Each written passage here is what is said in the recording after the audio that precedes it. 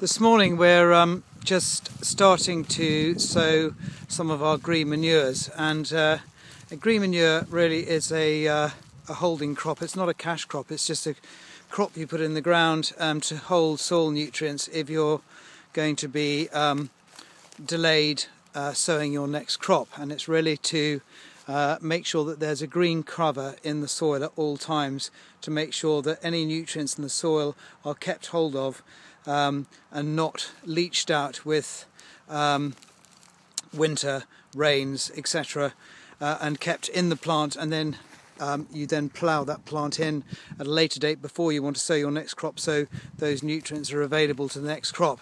And this is a field of wheat stubble, so effectively the field is bare now. There's nothing really growing in it, so nothing's holding on to the nutrients. There's a few weeds in there, but not very many. And so the idea is to sow this green manure, and I'm putting these bags out for one of my guys on the farm who are sowing it with our harrowcomb weeder. And so the other thing is, what do you sow? Obviously the obvious thing is to sow something that grows well in your area. So we are sowing a mixture of three things, and you can't really see it on here, but it's very bad. It's a mixture of organic mustard, 2 types of mustard, some phacelia, and also some crimson clover. So the mustard grows very vigorously and goes very tall, but then is killed by a frost. So over the winter at some point that'll be killed by the frost. The phacelia is a good sort of forager for nutrients, and that's reasonably frost hardy but can be killed by a frost, but it'll probably survive most of our sort of East Anglian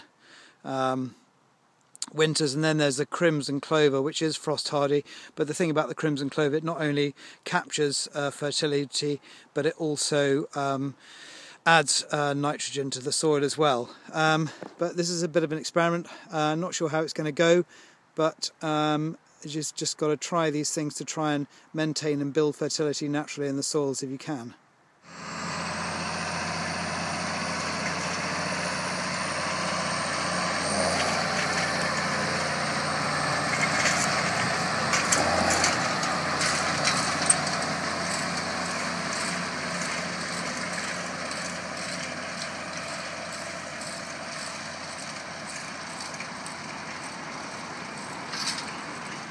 So this is the harrowcomb that we're putting the mustard on with. You can broadcast it on, obviously, but it's a very light seed, and so it's better really to put it on with this weeder, which gives a much more even spread of the seed. The only downside with it is because there's a lot of stubble here, it tends to pick up in the rakes of the harrow. And so we're running it with the harrow sort of hardly in the ground at all.